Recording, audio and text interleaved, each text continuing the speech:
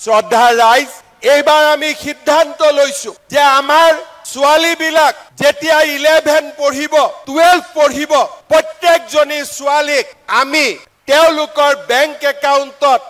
আমি নিযুত মইনা আঁচনি দিছো আমি ইউনিভাৰ্চিটিত যোৱা ছোৱালীবিলাকক আমি নিযুত মইনা আঁচনি দিছো মোক লৰাবিলাকে খুধি থাকে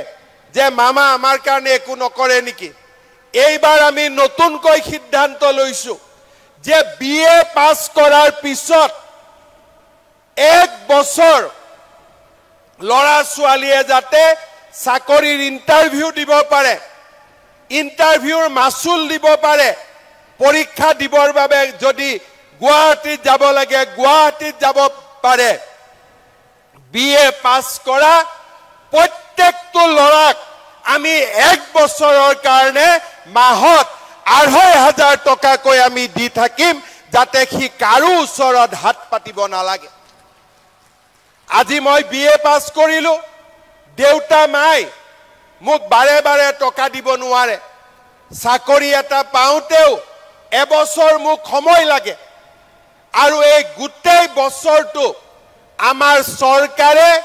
সেই লৰাজনৰ বেংক একাউণ্টত আমি ২৫০০ টকাকৈ আমি দি থাকিম শ্ৰদ্ধা ৰাইজ এইবাৰ আমি সিদ্ধান্ত লৈছো যে আমাৰ ছোৱালীবিলাক যেতিয়া 11 পঢ়িব 12 পঢ়িব প্ৰত্যেকজনী ছোৱালীক আমি তেওঁলোকৰ বেংক একাউণ্টত আমি নিযুত মইনা আঁচনি দিছো আমি ইউনিভাৰ্চিটিত যোৱা ছোৱালীবিলাকক আমি নিযুত মইনা আঁচনি দিছো মোক লৰাবিলাকে খুধি থাকে যে মামা আমাৰ কাৰণে একো নকৰে নেকি এইবাৰ আমি নতুনকৈ সিদ্ধান্ত লৈছো যে বিএ পাস কৰাৰ পিছত এক বছৰ লৰা ছোৱালীয়ে যাতে চাকৰিৰ ইন্টাৰভিউ দিব পাৰে ইন্টাৰভিউৰ মাসুল দিব পাৰে পৰীক্ষা দিবৰ বাবে যদি গুৱাহাটীত যাব লাগে গুৱাহাটীত যাব পাৰে বিএ পাস কৰা প্ৰত্যেকটো লৰাক